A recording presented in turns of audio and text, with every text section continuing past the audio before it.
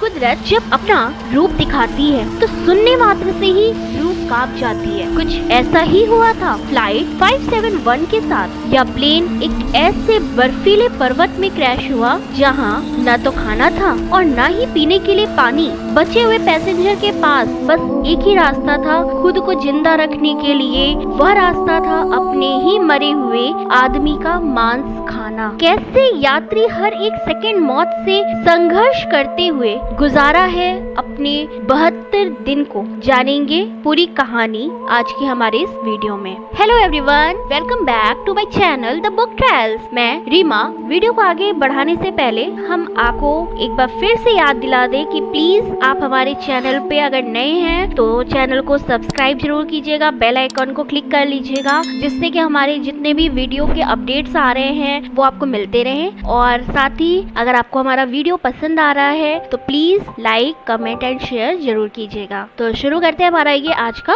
Video. 12 अक्टूबर 1972 Carrasco international airport Montevideo old Christian club rugby union नाम के एक club के कुछ प्लेयर रग्बी खेलने के लिए सेंटियागो जा रहे थे। टीम के कैप्टन ने 2 इंजन वाले एक प्राइवेट प्लेन बुक कर लिया था। प्लेन में प्लेयर्स के साथ साथ उनके कुछ रिलेटिव भी जा रहे थे मैच देखने के लिए। क्योंकि प्लेन में बहुत सारा एक्स्ट्रा सीट खाली पड़ा हुआ था तो कुल मिला के 40 पैसेंजर और 5 क्रू मेंबर्स प्लेन में सवार हुए। प्लेन धीरे धीरे एयरपोर्ट से उड़ान भरी। प्लेन को काफी एक्सपीरियंस पायलट उड़ा रहे थे और इस प्लेन को मेंडोजा अर्जेंटीना में रुकना था। इसके बाद यहाँ से सेंटियागो एयरपोर्ट के लिए उड़ान भरना था। उड़ान के कुछ देर बाद मौसम खराब होने लगा, इसलिए कैप्टन ने यह डिसीजन लिया कि हम मेंडोजा में ही रात रुकेंगे। अगली सुबह 13 अक्टूबर 1972 मौसम अभी तक वैसा ही था। पायलट ने कहा कि देखते हैं दोपहर तक शायद मौसम ठीक हो जाए, पर ऐसा हुआ नहीं। अगली सुबह फाइनली खराब मौसम में ही दोपहर के 2:18 में फिर से यह प्लेन सेंटियागो के लिए उड़ान भरा। सेंटियागो की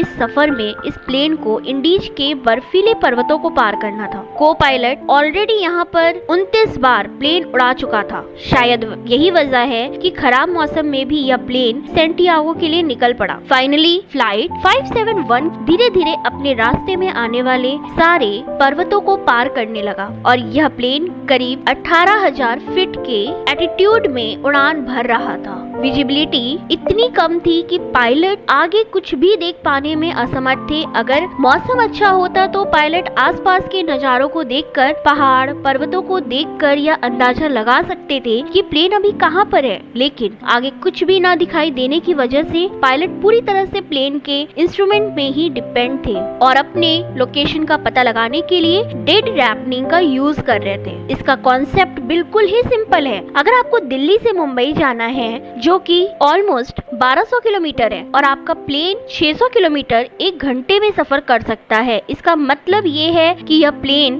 2 घंटे में दिल्ली लैंड कर सकता है। इसी कैलकुलेशन के साथ पायलट निकलते हैं और आसपास के नजारों को देखकर, एरिया को देखकर ये समझते हैं कि अब एयरपोर्ट आने वाला है। यह सब तो ठीक है, लेकिन तब क्या होगा जब पायलट आगे कुछ देख ही ना पाए? वह तो यही सोचकर फ्लाई करता रहेगा कि 2 घंटे में हम मुंबई पहुंच जाएंगे और पायलट अंदाजे से 2 घंटे तक प्लेन को उड़ाता रहेगा। पायलट को अपना एक्यूरेट लोकेशन पता नहीं चल पाएगा। वह सिर्फ अपने लोकेशन का एक रफ आइडिया लगा पाया और फ्लाइट 571 का केस भी कुछ ऐसा ही था। पायलट ने अपने लोकेशन का अंदाजा लगाया। उन्हें लगा कि हम इंडीज के पर्वतों को पार कर चुके हैं, जबकि उनका प्लेन अभी भी पर्वत के ऊपर ही था। पायलट ने एटीसी से कहा कि हमें डिसेंड करने का परमिशन दे। एटीसी ने कहा कि क्या आप इंडीज को पार कर चुके हैं? यहाँ पर एटीसी भी पायलट के दिए हुए लोकेशन के हिसाब से ही गाइड कर रहे थे। पायलट ने कह दिया कि हम इंडीज के पर्वतों को पार कर चुके हैं, इसलिए एटीसी ने कहा कि आप 11,500 फीट के एल्टीट्यूड पर आ जाइए। पायलट धीरे धीरे प्लेन के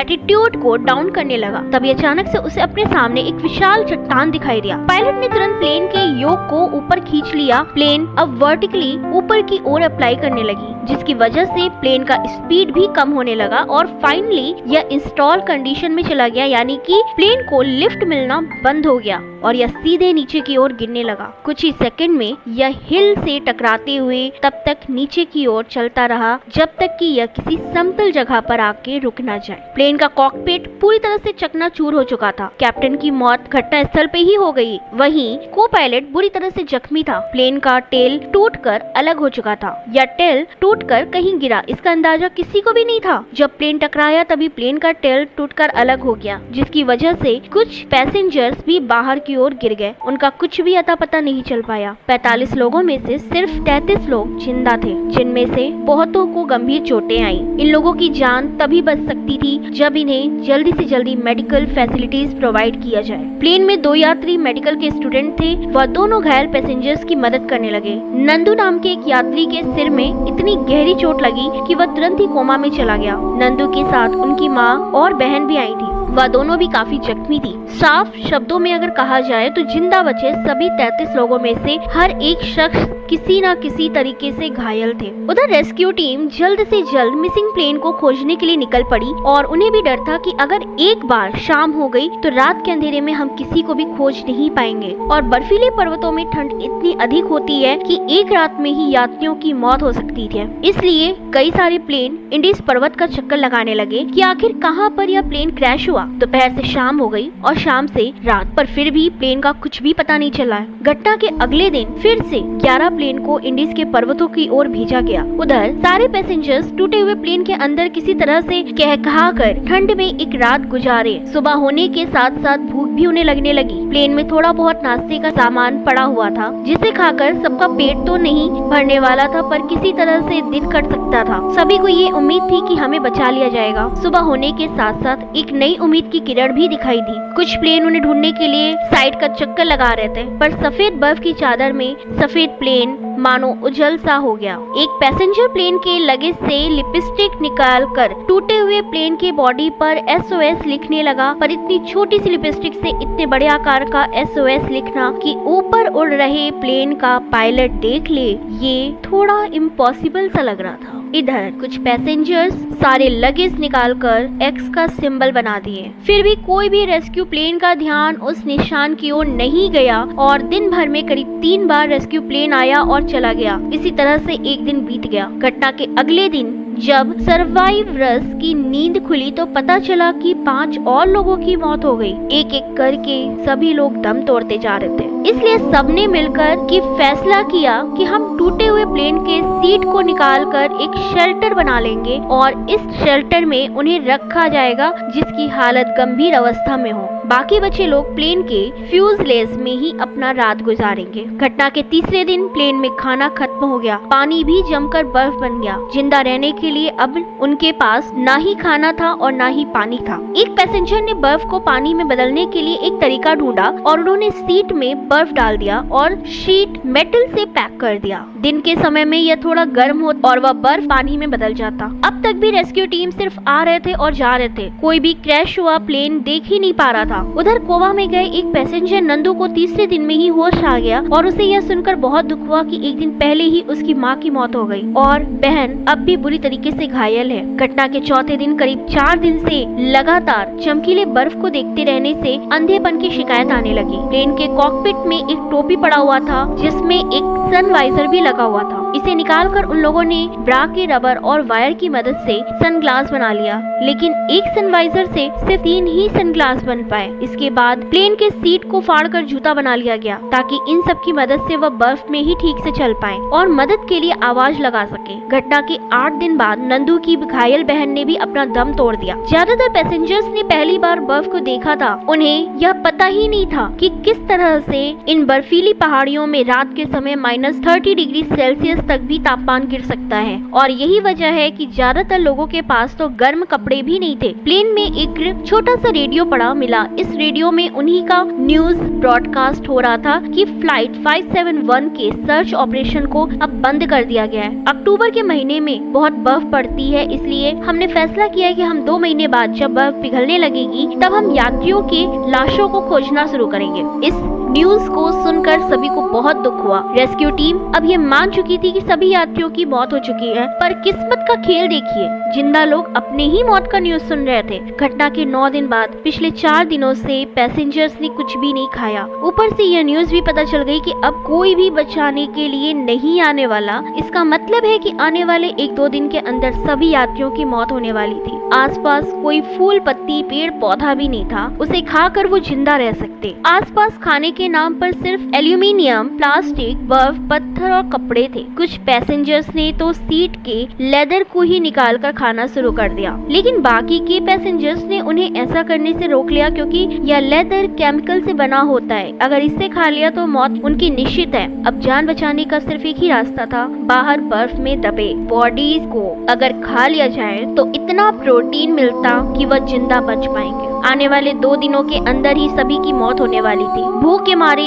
इसीलिए कुछ लोगों ने मिलकर ये फैसला किया कि हम अपने ही मरे हुए दोस्तों का मांस खाते हैं। और ये फैसला लेना इतना आसान नहीं था, क्योंकि वह सब अपने ही क्लासमेट, अपने ही क्लोज फ्रेंड्स थे। पर और कोई दूसरा रास्ता भी तो नहीं था। रोबोट नाम की एक पैसेंजर ने सबसे पहले प्लेन के विंड शील्ड ग्लास को उठाया और बॉडी के मांस को काटकर खाना शुरू कर दिया। उसे देखकर कुछ और लोगों ने ऐसा ही किया। अगले दिन सभी लोगों ने मांस खाना शुरू कर दिया, लेकिन कुछ ऐसे भी थे जो ऐसा नहीं कर पाए। नंदू ने अपनी माँ और बहन का शव प्रोटेक्ट करके रखा था ताकि कोई इसे न खा जाए। जिन लोगों ने मांस खाने से इनकार कर दिया, आने वाले 2 दिनों के भीतर ही उनकी भी मौत हो गई। बाकी के लोग इसी तरह से दिन गुजार रहे थे। को पायलट इस एरिया में 29 बार फ्लाई कर चुका था। इन घाटियों को उससे अच्छा और कोई भी नहीं जानता था। मरने से पहले उसने भी यही कहा था कि पश्चिम की ओर एक हील है और उसे पार करने के बाद इंसानी बस्ती मिल जाएगी। ग्रुप में 4 लोग जो सबसे स्ट्रॉन्ग थे, रोबोट, नंदू,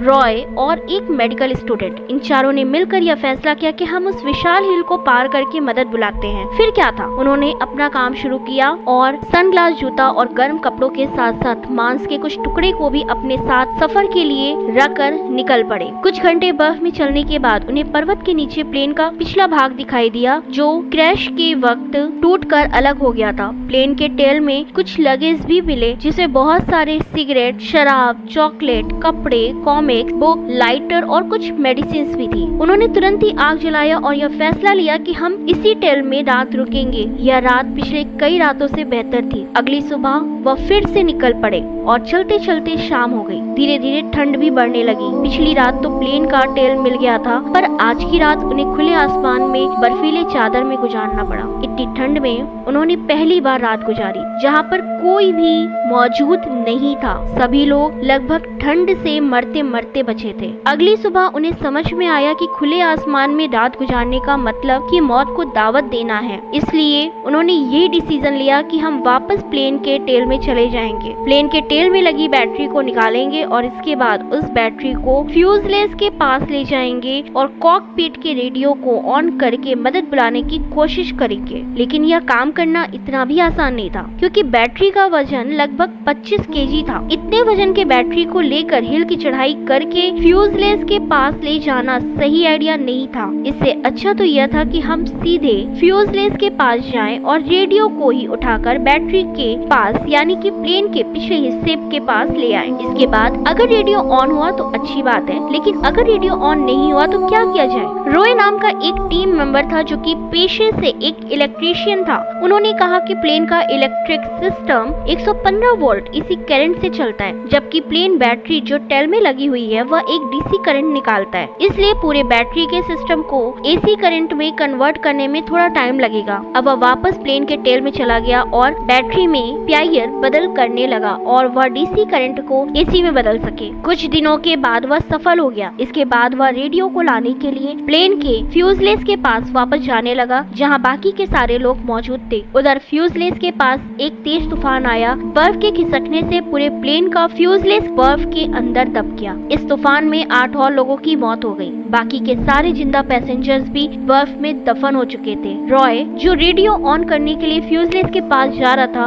वह भी इसी तूफान की चपेट में आ गया। फ्यूजलेस के अंदर अब धीरे धीरे सबको समझ में आने लगा कि अंदर ऑक्सीजन कम होती जा रही है। अगर जल्द से जल्द बाहर निकलने का कोई रास्ता न मिले तो सभी लोगों की मौत दम घुटने से हो जाएगी। फ्यूजलेस के अंदर सभी जिंदा पैसेंजर्स 3 दिनों तक बर्फ में दबे रहे, बर्फ को खोदते रहे और भूख लगने पर अपने ही दोस्तों का मांस खाते रहे। नंदू, रोबोट और उनका तीसरा साथी लगातार 10 दिनों तक चलते रहे। रात को ठंड से बचने के लिए तीनों मोटे कपड़े पर लेट जाते और अंदर कुछ इस तरह से फोल्ड हो जाते कि उन्हें ठंड ना लगे, और वे इसी तरह से अपनी पूरी रात गुजारते थे। फाइनली इन 10 दिनों के बाद उन्हें एक नदी दिखाई पड़ी। वहाँ कुछ लोग नदी के उस पार लकड़ी जमा कर रहे थे। नंदू मदद के लिए चिल्लाने लगा, पर नदी का शोर इतना ज्यादा था कि कुछ भी सुनाई नहीं दे रहा था। नंदू ने इशारा किया। एक विलेजर उसके इशारों का जवाब देते हुए कहा कि टुमारो। खैर, उस दिन तो कोई मदद नहीं मिला। अगले दिन वह विलेजर अपने साथ एक पेंसिल और पेपर लाया और पत्थर से लपेटकर नदी के उस पार फेंक दिया। नंदू ने कागज उठाया और पेंसिल से लिखा कि हमारा प्लेन क्रैश हो चुका है। पिछले 71 दिनों से हम भटक रहे हैं और हम अब और ज्यादा चल नहीं सकते हैं,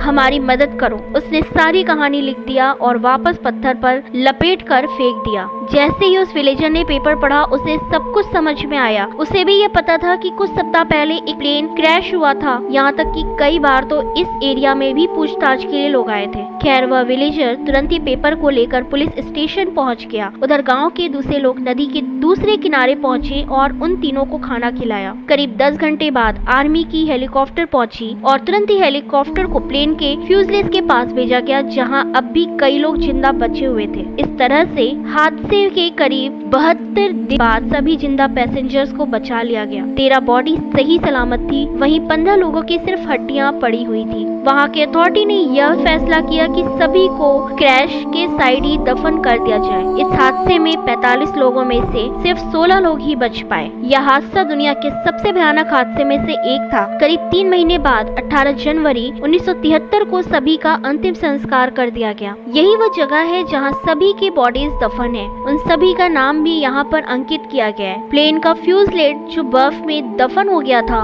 वह आज भी इसी हिल में कहीं दबा हुआ है। 1995 में कुछ विजिटर्स ने इसे भी खोज निकाला। तो फिलहाल इस वीडियो में अभी तक के लिए बस इतना ही। वीडियो अगर आपको अच्छा लगे तो लाइक कर देना, बुरा लगे तो डिसलाइक कर देना। चैनल को सब्सक्राइब जरूर कीजिएगा, क्योंकि सीखने के लिए बहुत कुछ है द बुक ट्रायल्स में। तो मैं मिलती हूँ आपसे अगले वीडियो में। तब तक के लिए देखते रहिए हमारे चैनल के दूसरे वीडियो। जय हिंद, वंदे मातरम।